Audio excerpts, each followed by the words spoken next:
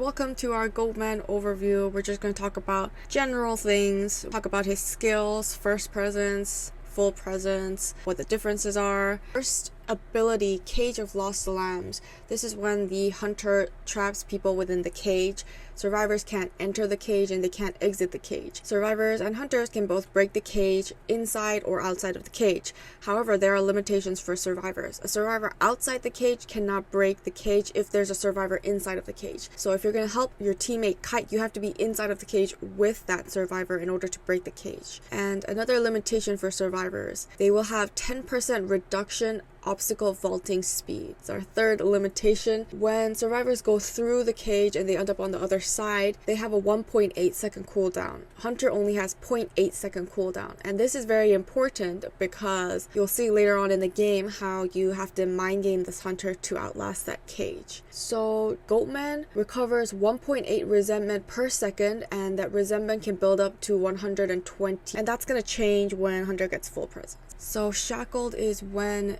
the Goatman hits survivors outside of the cage, they will only get 25% damage. When he hits survivors inside of the cage, it's going to be 50% damage.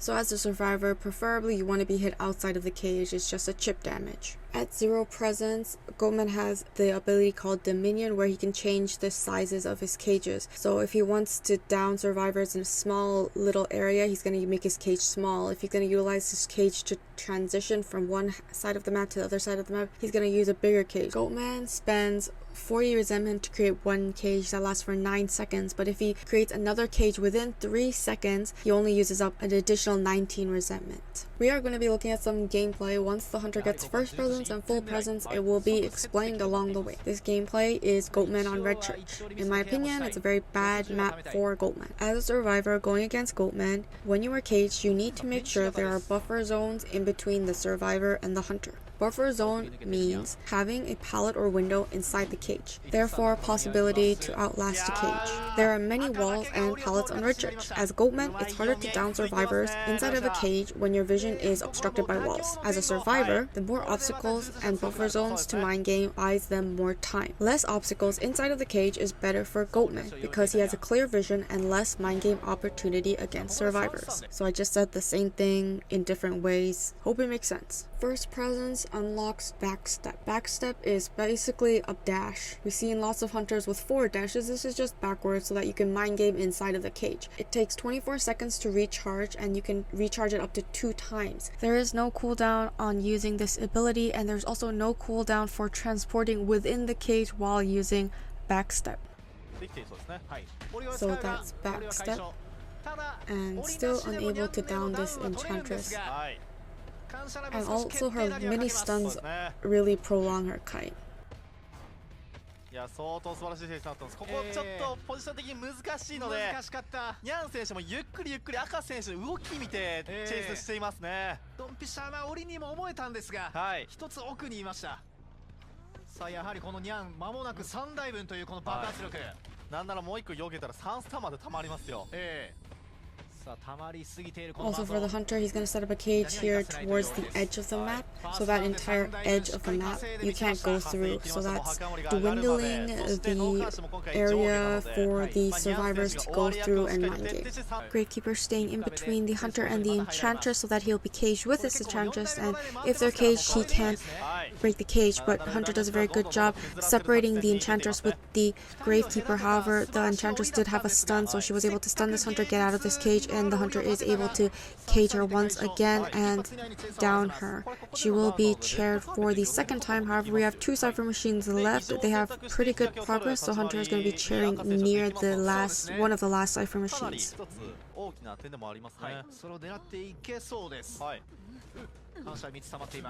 He's baiting the survivors, acting like he's going to set up a cage so that he can stop the chair rescue, but he walks right back and gets a chip damage on this embalmer, finally getting full presence. At full presence, Goatman will recover 2.1 resentment per second, so resentment's going to build up a little bit faster.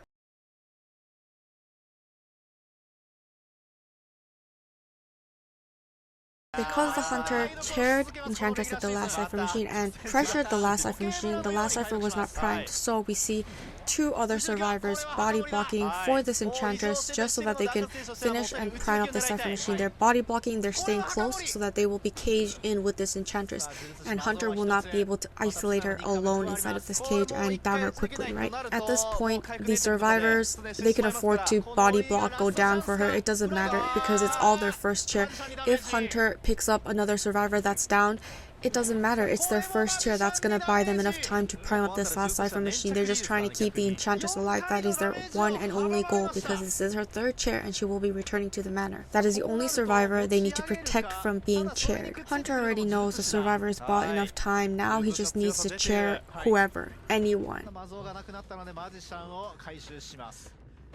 再び異常は打てるんですが、もう 99% まで作られています。そうですね。 Since he decided to chair another survivor, now he's lost track of this enchantress. He has to go after a new survivor, which is going to be the magician, but magician has all three illusions left, so nothing is really working out for this Hunter. I think it was just really well played by the survivor side. 辻チェイスは本命のマジシャン。これ4逃げ可能性全然ありますよ。さあ複雑な降りでした。はい。 By the time the magician goes down, the exit gates are already open and that's a three-man escape.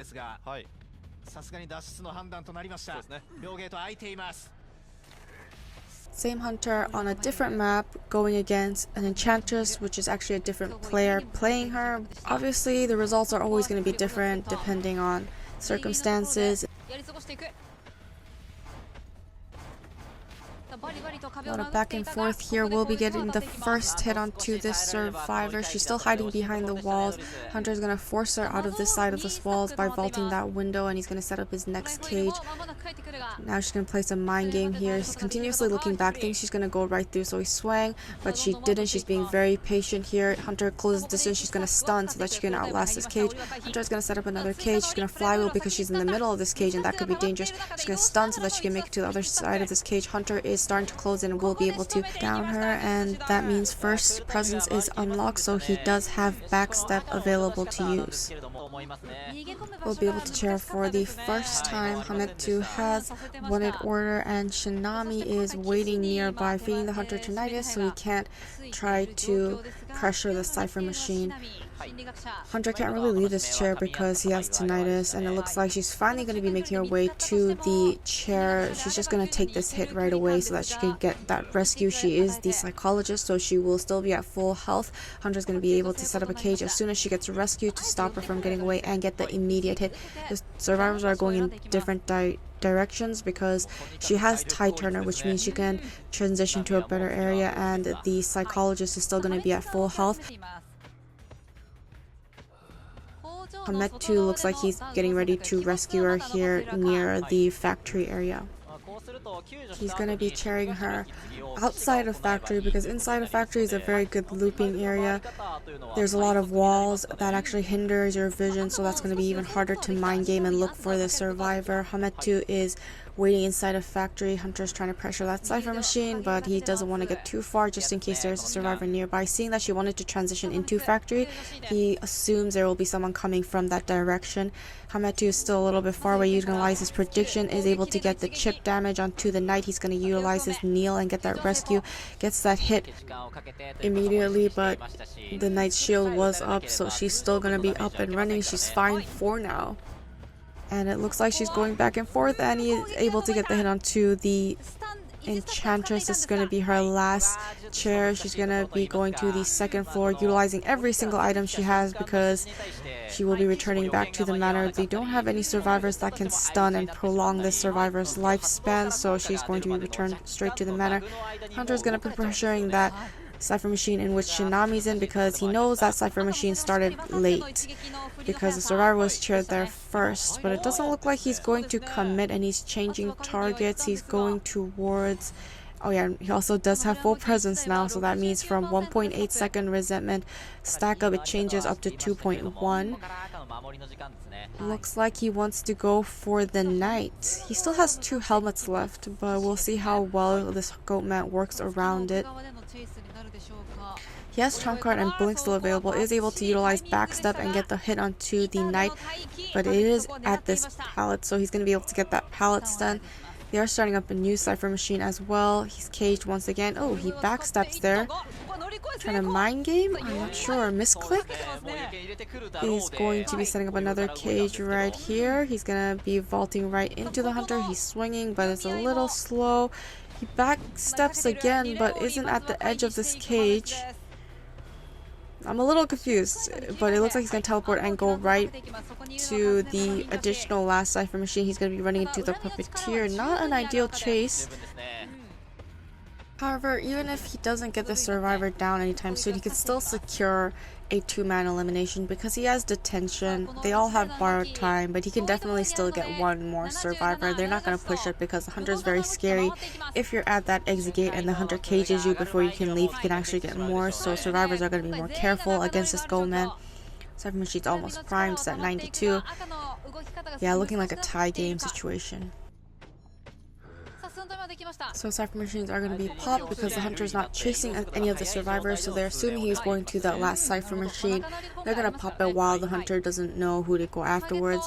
Hunter's deciding whether he should go to Hametu, but he's at the complete corner away from the exit gates, so he's going to go for a survivor that's near one of the exit gates so he can at least pressure one exit gate. The puppeteer has already opened up the Christmas tree exit gate. Hunters needs to be very careful here because the dungeon is here, but he is able to find Shinami, able to secure those 2-man elimination. Don't have teleport up quite yet, 25 seconds. It looks like Hametu is going to be able to reach that exit gate. When he was chasing that knight, he missed a lot of those back steps and he wasn't actually able to down that knight, and so that definitely gave the upper hand to the survivor side, allowing them to secure that 2-man escape.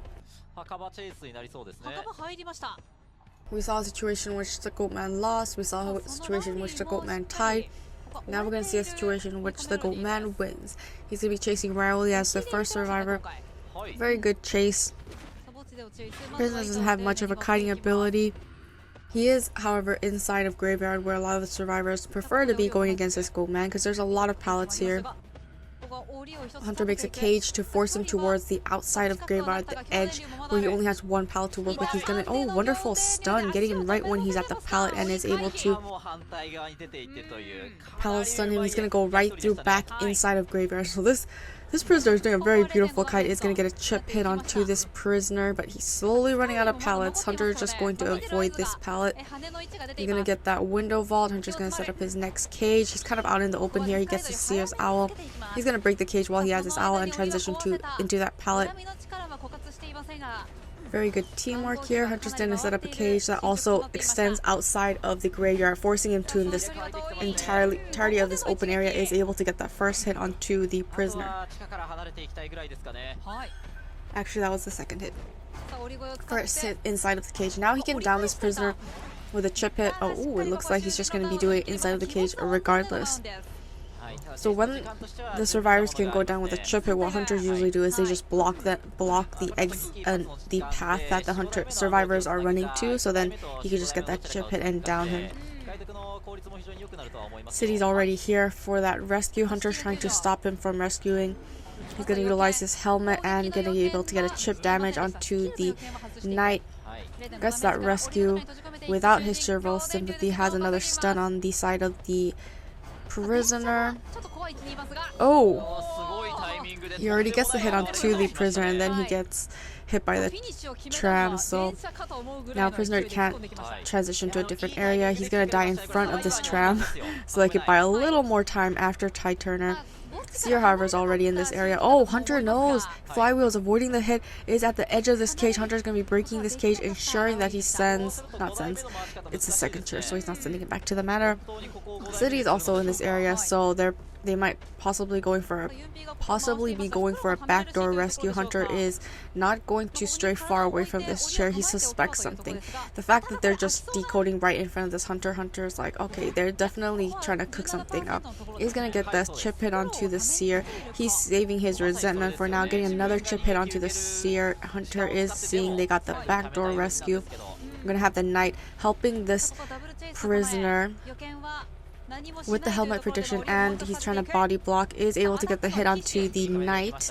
Prisoner still up and running. He's body blocking and he's staying with this prisoner so that he can break the cage for him. The knight goes down for this prisoner.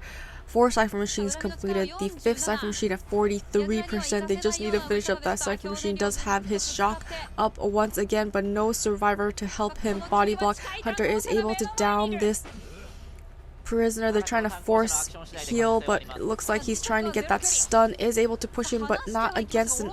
He dropped him down, so it didn't really matter. Is able to chair him, and the first survivor back to the manor. Looks like the hunter wants to pick up this knight, and the prospector is continuously trying to harass so they could get that last Cypher Machine primed. Hunter's now pressuring that Cypher Machine. The knight is back up. Hunter gets a hit onto Soba. The damage is stacking up, but the Cypher Machine's way too close to the survivors, and now the hunter is going to be pressuring that Cypher Machine. Everyone's at half health. Soba's at 25% damage. It's not looking good. Suddenly, sometimes they just wanted to keep that prisoner alive, but they might have over supported because the prisoner unfortunately died right next to the last Cypher Machine, and that's huge. Is going to be able to down this seer. The basement is here. He's going to utilize this basement. That's not good for the survivors. Cypher Machine's primed, but he's chaired in the basement. You can see that Soba has to go for that rescue because he has borrowed time. He's going to be going down immediately, getting the hit onto Soba, but he was only at 25% damage, so now he's at 50% damage. Now they're stuck in the basement with a Goatman that's caging them, and it looks like the hunter is going to be able to get the hit, but they pop the Cypher Machine. He's stunning the hunter, but one of the survivors were not able to get out. He's pushing the hunter right back into the gate. He's not able to make it to that pallet. Now the seer is also stuck and right next to this hunter, so oh my goodness. He's gonna do a double cage, so even if he breaks one cage, he's gonna have to break yet another cage. He's waiting around here near this survivor, will be throwing down this pallet and is able to outlast that cage. Hunter is ballooning the prospector, bringing him right back to the basement. We have trait ready in 7 seconds. Oh! Seer is trying to get that rescue once again. He's trying to get an owl by looking at the hunter and getting that rescue. Knight has that gate opened up, and he's able to down the seer.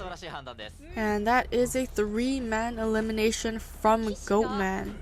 I hope this guide was helpful. Plan to make more for other hunters. Thank you for watching.